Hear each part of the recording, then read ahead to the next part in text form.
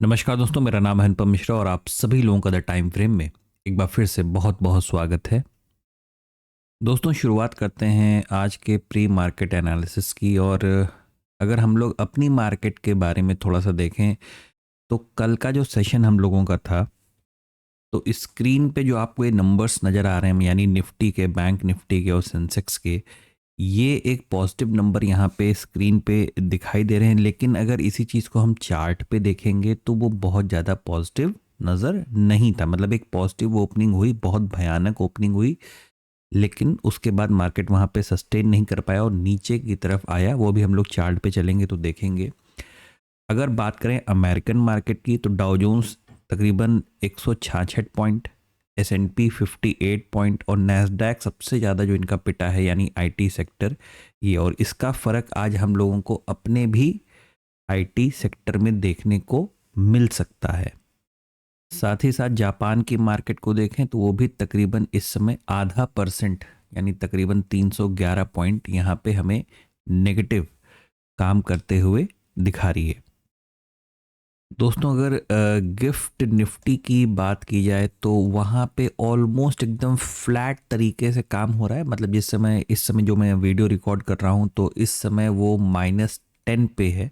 ठीक है, मतलब almost flat to negative opening के संकेत हमें मिल रहे हैं गिफ्ट निफ्टी से। यानी हम भी एक मार्केट में बिल्कुल सुस्त या शांत सी ओपनिंग कर सकते हैं। दोस्तों, आगे बढ़ें और अगर FIDI डाटा की बात करें तो वहाँ पे नेट नेट जो है 6,250 करोड़ का एक इनफ्लो आया है।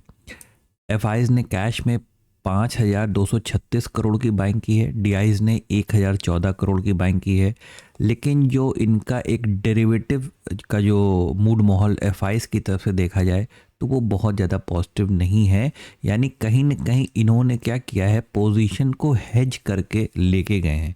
मतलब कि उन्होंने इंडेक्स फ्यूचर में 6,800 करोड़ की बाइंग की है, लेकिन इंडेक्स ऑप्शन में 19,000 करोड़ की तकरीबन सेलिंग की है। स्टॉक फ्यूचर में 4,700 करोड़ की बाइंग की है, स्टॉक ऑप्शंस में 262 करोड़ की सेलिंग की है।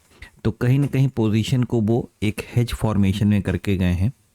और जिस तरीके का रिएक्शन हमें चार्ट पे कल देखने को मिला था, वैसी सिचुएशन में हेजिंग बहुत सारे लोग पसंद करेंगे करना। निफ्टी का पुट कॉल रेशियो अगर देखें तो वो 0.92 पे है, यानी एक प्रकार से बिल्कुल न्यूट्रल कंडीशन में नज़र आ रहा है। जैसे कि अगर ये 0.5 या 0.6 के करीब होता है तो एक ओवरसोल्ड सिचुएशन होती है, और अगर ये 1.4 या 1.5 के करीब होता है तो ये एक ओवरबॉट कंडीशन मानी जाती है। तो ये कहीं बीच में 0.9 का लेवल है, जो कि एक प्रकार का न्यूट्रल है। यानी और मार्केट वैसे ही संकेत भी दे रहा है। मतलब गिफ्ट निफ्टी का देखें तो वो बिल्कुल एक फ्लैट ओपनिंग के संकेत हमें देने की कोशिश कर रहा है। यानी मार्केट खुलने के बाद ये डिसाइड कर सकता है कि उसे क्या करना है। जैसे कभी कभार होता है ना कि हमें एक अच्छी गैप अप ओपनिंग या गैप डाउन ओपनिंग के संकेत पहले से ही आते हैं, तो ऐसा कुछ नहीं, आज एकदम फ्लैट ओपनिंग के संकेत मिल रहे हैं। ऑप्शन चेन को अगर रीड किया जाए तो एक इमीडिएट सपोर्ट जो थोड़ा सा 31 करोड़ का यहाँ पे दिखाई दे रहा है, वो है 25,700 पे। और एक इमीडिएट रेजिस्टेंस लेवल जहाँ पे 52 करोड़ का OI डेवलप है, वो है 25,800 के लेवल पे। वहीं दूसरी तरफ अगर दूर के रेजिस्टेंस यानी 26,000 की बात करें और दूर के सपोर्ट यानी 25,500 की बात करें, जहाँ पे मैक्सिमम लोग प्रीमियम को डाइजेस्ट करने के लिए बैठते हैं, तो ऑप्शन चेन को भी देख के यही कहीं न कहीं अंदाज़ा लगाया जा रहा है कि मार्केट अपने नियर बाय लेवल्स, मतलब जहाँ पे मार्केट है वहाँ पे, उस जगह पे OI जनरेट करने की, दोनों ही तरफ OI जनरेट करने की कोशिश कर सकता है। मतलब एक रेंज बाउंड सेशन या फ्लैट सेशन भी देखने को मिल सकता है।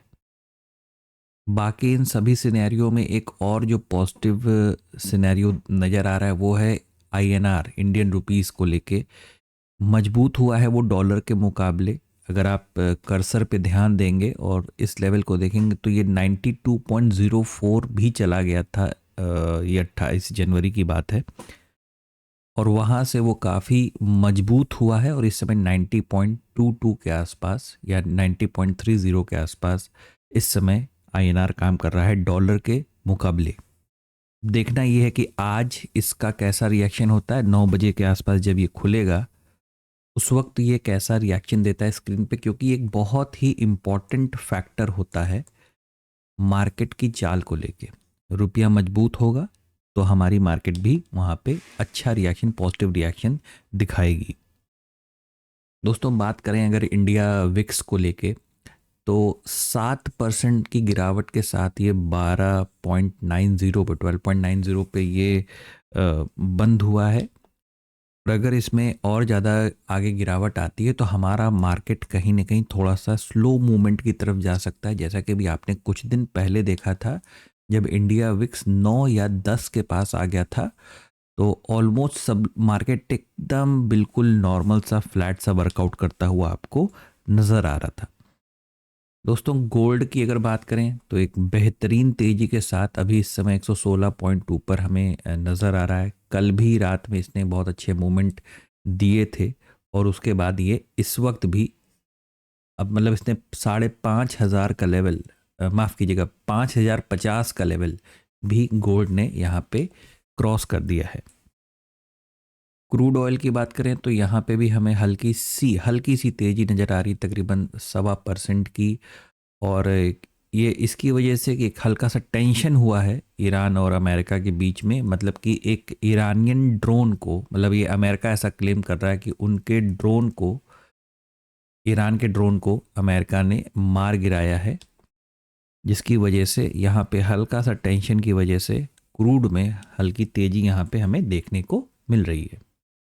इंडिया के एडीआर की बात करें तो दो कंपनियां यानी इन्फोसिस और विप्रो, यहाँ पे तकरीबन 5.5% और 5% के आसपास का फॉल देखने को मिला है, यानी अमेरिकन डिपॉजिटरी रिसिप्ट में, जिसका असर हमें आज हमारे, जब भी हम लोग ने बात की आईटी सेक्टर को भी लेके, कि हमारे आईटी सेक्टर में और इन दो स्टॉक्स को थोड़ा सा नज़र में रखिएगा, यहाँ पे भी एक फॉल देखने को मिल सकता है। अगर आज के तारीख की रिज़ल्ट की बात करें तो जितनी कंपनियां यहाँ सामने आपके लगी हुई हैं ये इनके रिज़ल्ट्स हैं, जिसमें से निफ्टी की, बजाज फिनसर्व और ट्रेंट में आज आपको क्वार्टरली रिज़ल्ट देखने को मिलेंगे।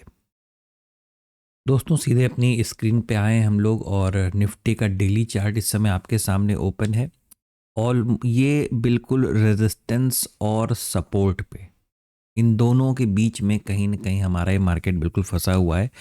हम सपोर्ट लेवल पे हैं एकदम, और मतलब ये आपको डेली चार्ट पे नज़र आ रहा है। अगर मैं इसे 30 मिनट का, 1 घंटे का चार्ट अगर लगाता हूँ तो हमारे पास मार्केट ने क्या किया था, एक प्रॉपर रेंज दी थी, एक प्रॉपर यहाँ पे रेंज हमें कल पूरे दिन यहाँ पे देखने को मिली।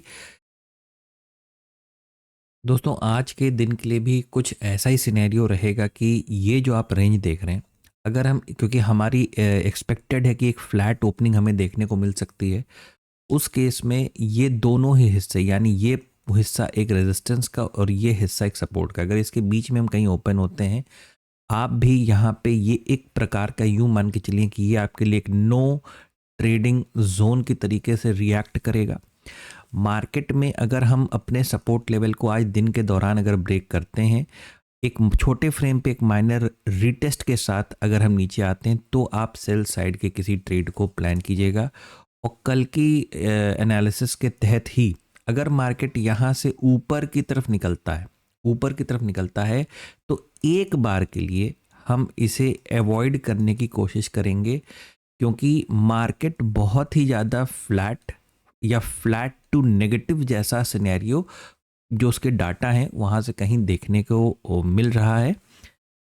और बेहतर ये रहेगा कि अगर एक बार हमें मार्केट में थोड़ी सी क्लैरिटी देखने को मिलती है तो फिर हमें ज़्यादा बेटर रिजल्ट देखने को मिल सकते हैं। तो डेली चार्ट पे अगर आप देखेंगे तो आपको भी एक पूरा सा बस यही दिखाई देगा कि मार्केट अपने रेजिस्टेंस तक गया और वापस आके अपने सपोर्ट पे रुक गया है। तो एक दिन की और रिक्वायरमेंट में भी यहाँ हो सकती है किसी प्रकार के पॉज कैंडल की, इंडिसीजन कैंडल की, इस पर्टिकुलर जोन पे अगर वो मिलता है तो फिर हमारे लिए ट्रेड, आगे भविष्य में ट्रेड हमारे लिए करना थोड़ा सा आसान हो जाएगा।